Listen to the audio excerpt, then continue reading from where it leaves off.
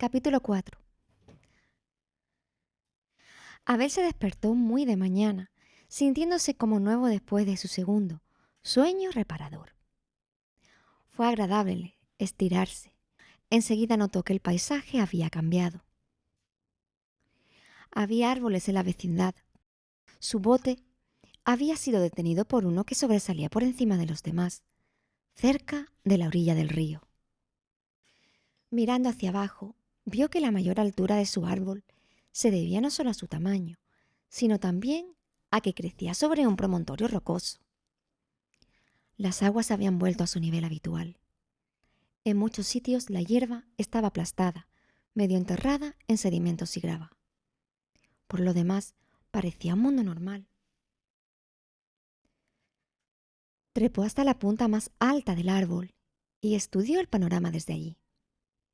Efectivamente, estaba en una isla. Por encima de la cascada se veía la parte alta del río, que abajo se dividía en dos brazos alrededor de la isla. Abel estaba junto a uno de esos brazos y entre los árboles divisaba el del otro lado. Bastante más abajo se veía donde volvían a unirse. No había nadie a la vista. Ya iba siendo hora de volver a casa. Empezó a descender por el abedul y al momento siguiente se encontró riendo como un bobo. Estaba bajándose de un árbol al que no había subido. Eso le haría gracia a Amanda. Tenía un sentido del humor casi tan agudo como el suyo. ¡Qué gusto volver a pisar tierra firme! Hizo unas cuantas flexiones rápidas con la rodilla y corrió alrededor del árbol, solo por el placer de moverse libremente. Luego se sentó en una piedra, con los codos apoyados en las rodillas, y paseó la mirada por el río. A lo mejor los otros ya se habían figurado lo que le había ocurrido y aparecerían por fin en una barca o algo así. Esperó y para entretenerse se puso a tararear fragmentos de su canción favorita y a imaginar cómo relataría sus aventuras.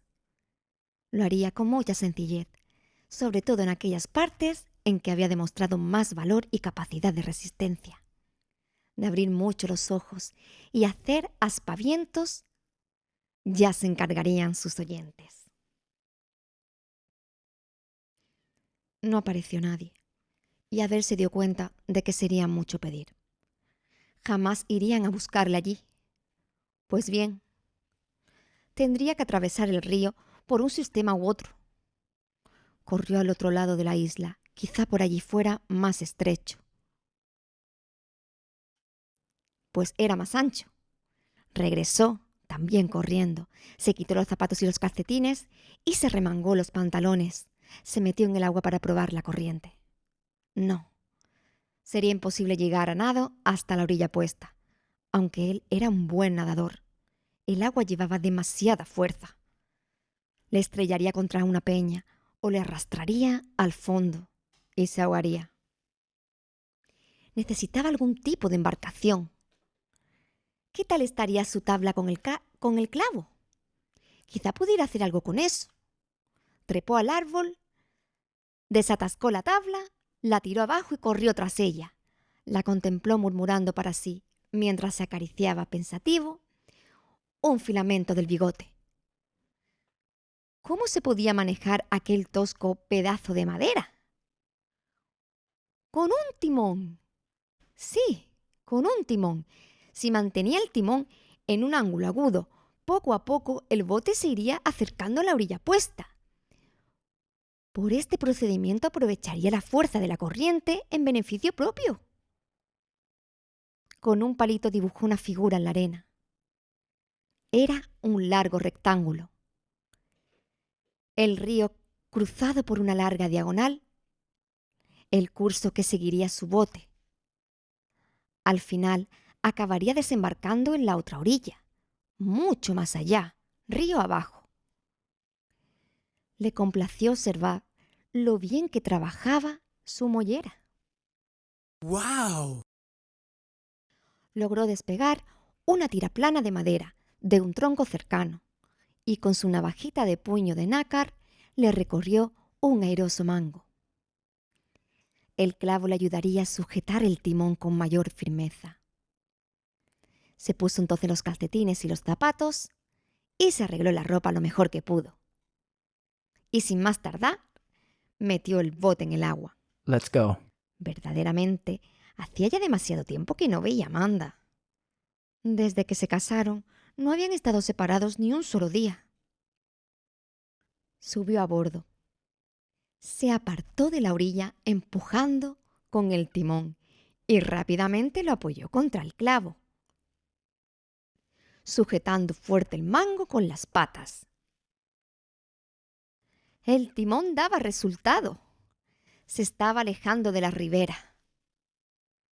Entonces el bote llegó a la corriente fuerte que había más hacia el centro del río y empezó a bailotear y encabritarse.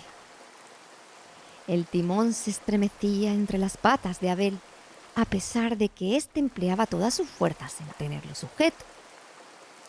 Las rodillas le bailoteaban y se encabritaban al compás del bote, que iba dando trompicones entre los surcos revueltos de la corriente.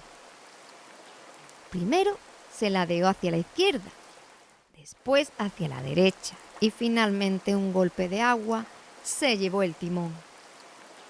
Y de timonel Abel pasó a ser pasajero aturdido a bordo de un resto de naufragio a merced de las aguas desbocadas.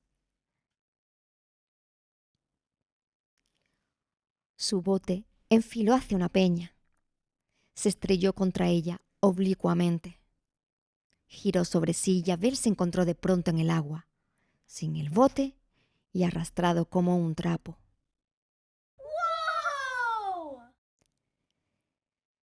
Por suerte pudo evitar que el río se lo llevase hasta más allá de la isla, agarrándose a los flecos colgantes de un sauce llorón, y de allí se hizo a la orilla. Toda aquella odisea había durado 1 minuto. Con paso lento, volvió a su punto de partida, junto al abedul, casi pisándose un pie con otro. El lamentable estado de su ropa, toda chorreando, le hacía sentirse aún más inepto y avergonzado. Estaba acostumbrado a llevarla bien seca y planchada. Se preguntó dónde había estado su fallo. ¿Debería haber atado el timón al clavo? Por supuesto. Lo había preparado todo con demasiadas prisas y había calculado mal la fuerza de los rápidos. Tendría que proyectar y construir un bote de verdad, no una balsa como el trozo de tabla que acababa de abandonarle. Quizá debería ser de vela. Su chaqueta serviría para eso. Esta vez el timón iría bien sujeto a través de un agujero hecho en la popa. Una vez imaginando tan claramente el bote de vela, Abel recuperó cierta confianza. Se sentía un poquito ufano, aún con los pantalones empapados. Encontró un madero que las aguas habían depositado en la isla, un tanto repugnante porque parecía roído, agujereado y acanalado por formas de vida inferiores. Pero en aquella situación no se podía permitir el lujo de hacer demasiados ascos. Lo llevó arrastrando hasta el borde del agua. Sería el fondo de su bote. Se lavó las patas. Seguidamente despegó 3 trozos grandes de corteza de un árbol muerto y les dio forma para que sirvieran de costados, doblándolos y partiéndolos sobre el borde recto de una peña. Recogió un buen montón de hierbas resistentes y con ella hizo cuerda, atándolas por los extremos. Cuando creyó tener bastante de esa cuerda, empezó a tallar canalitos en el madero. Se trabajaba despacio con la navaja. Sin pensar, se puso a usar los dientes. ¿Qué estaba haciendo? Se echó para atrás un momento asqueado, pero luego siguió royendo. Nunca había roído nada que no fuera comida, pero enseguida tuvo hechos los canalitos y la verdad era que no le molestaba el sabor de la madera, ya un poco podrida. Encajó la corteza en los canalitos y luego se puso a atarlo todo, dando vueltas y vueltas con la cuerda, en derredor, por arriba y por abajo, hasta que apenas se podía ver el bote por debajo de todas las ataduras. Reunió entonces una brazada de hierba blanda y con una piedra y un palo, por martillo y cincel, la fue metiendo en todas las rendijas para impedir que entrase agua. Estaba muy contento de su inventiva. Era la primera vez que hacía un bote. Lo cierto es que a pesar de ser un ratón casado, jamás había hecho nada, ni había dado un golpe en la vida. Oh my God. Pero había visto trabajar a otros, de modo que le venían las ideas enseguida. Cuando acabó de calafatear, hizo con ramas un mastil, con un travesaño o botavara. ¡Wow! El mastil fue inserto entre las numerosas ataduras y sujeto con más. Luego Abel hizo un timón como el primero. Lo pasó por un agujero hecho en la popa, según había planeado, y echó un vistazo al bote terminado, teniendo en cuenta los primitivos, que eran los materiales, y la falta de herramientas. Tenía que reconocer que era un trabajo espléndido. Lástima que aquel día luminoso fuera su único testigo. Antes de colocar la chaqueta en el mastil, de donde quedó colgando como el traje, deslavazado, de un espantapájaros, sacó del bolsillo interior el pañuelo de Amanda. Aquel poquito de gasa amada que explicaba que él estuviera donde estaba. Besó el pedazo de tejido leve y se lo metió por dentro de la camisa. Una brisa favorable vagaba sobre la isla en dirección a la orilla opuesta. Esto parecía un buen presagio.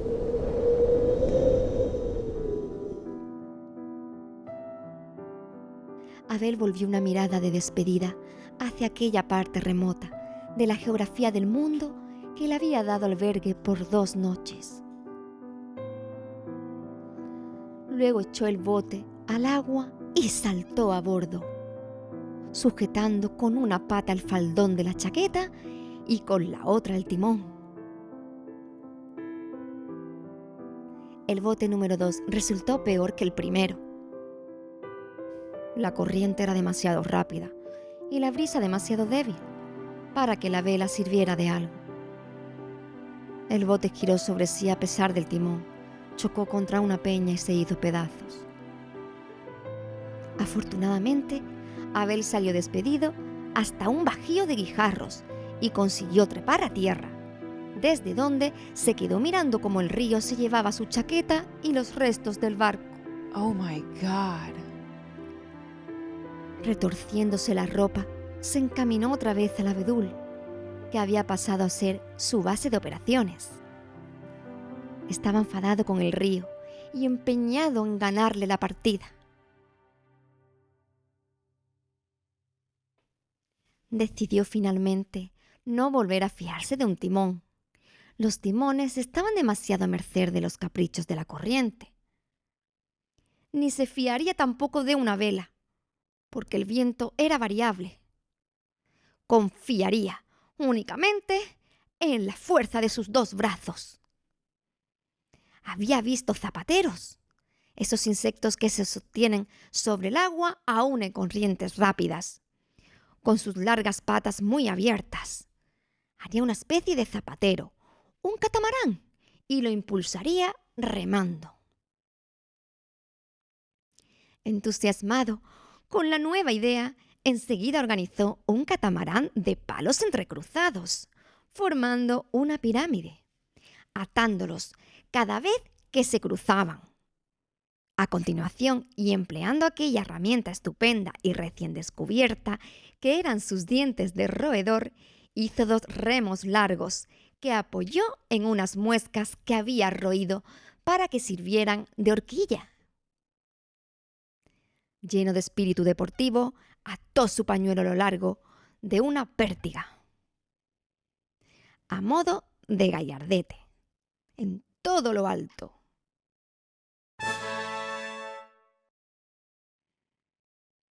Convencido de haber resuelto por fin el problema de cómo vencer a la corriente, botó su embarcación y subió al asiento del capitán con sus remos. Pero en el momento en que estos tocaron el agua, se le escaparon de las patas y el río volvió a tomar la delantera. Una vez más, zozobró contra una peña y una vez más logró por los pelos volver a trepar a la isla. Wow. Empezaba a sentir que le debía a su esposa y al mundo entero una explicación. Echaba de menos poderle decir por qué se estaba retrasando.